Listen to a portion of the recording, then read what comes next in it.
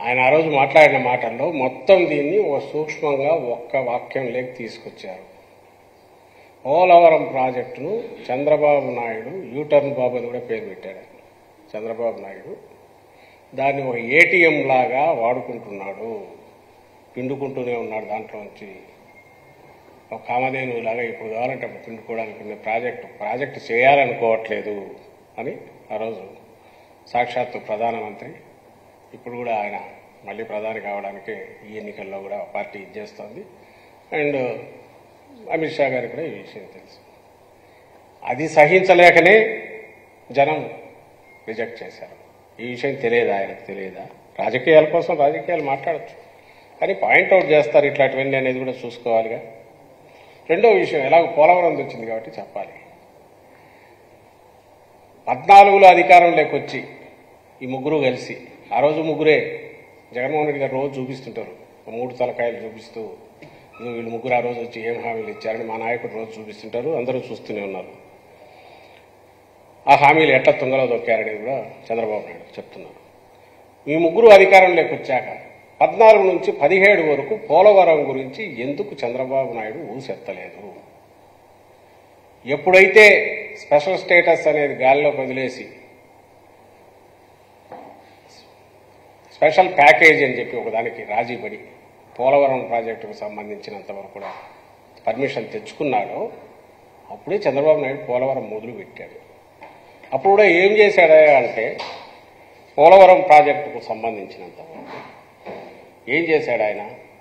అప్పటి వరకు ఉన్నది 13-14 రేట్ల ప్రకారం ఉన్న కాంట్రాక్ట్ ఉంటే 60C కింద, క్లాస్ 66C కింద ఏ పర్ఫార్మెన్స్ నాన్ పర్ఫార్మింగ్ కాంట్రాక్ట్ సరిగ్గా చేయకపోతే కాంట్రాక్ట్ రద్దు చేసే దాని కింద రద్దు చేసి తనకు అత్యంత ప్రియమైన రామోజీరావు వియ్యంకులకు సంబంధించిన నవయుగ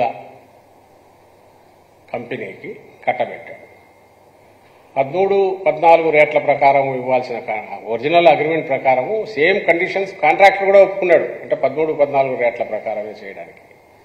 అయినా సరే చంద్రబాబు నాయుడు వాళ్లకు 15-16 అంటే 2015-16 రేట్ల ప్రకారం కాంట్రాక్ట్ అవార్డు చేశాడు.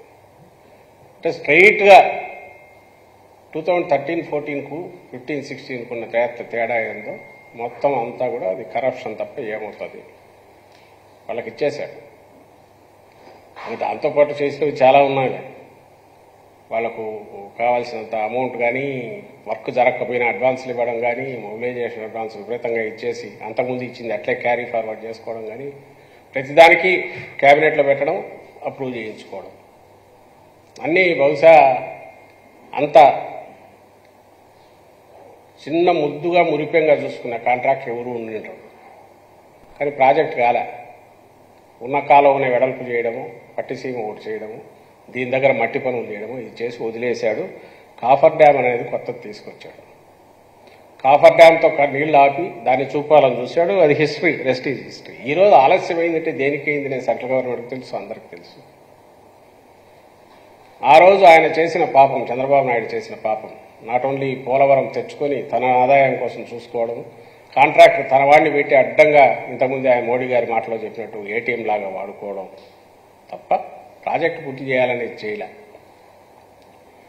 దాంతోనే ఏం చేశాడు? స్పిల్ ఛానల్ తీయడం కానీ, అంటే వాటర్ డైవర్ట్ చేయడం చేయకుండా, కాఫర్ డ్యామ్ సగం కట్టి అది కూడా పూర్తి చేయకుండా, ఓ పక్క సెంట్రల్ సిడబ్ల్యూసీ వాళ్ళు కానీ పైనుంచి కానీ 35 మీటర్స్ వరకు మీరు పూర్తి చేసేసి R&R కూడా పూర్తి చేసి కాఫర్ డ్యామ్ క్లోజ్ చేయండి, సో దట్ అక్కడ వాటర్ ఇదైనా కూడా ఇది కాదంటే దాని జోలికి పోలే. ఎందుకంటే అది కనపడేది కాదు, తనకు పేరు కాదు. అందువల్ల కాఫర్ డ్యామ్ పూర్తి క్లోజ్ చేయాల్సి అది మునుగుతాయి కాబట్టి వాళ్ళకు పే చేయాల్సింది చేయలే. నీళ్లు డైవర్ట్ కావడానికి స్పిల్ ఛానల్ కానీ దాని వైపు డైవర్షన్ కోసం ఇచ్చేయకున్నాడు. వాటర్ ఎక్కువ వచ్చింది, ఇది పూర్తి చేయనందులో వచ్చి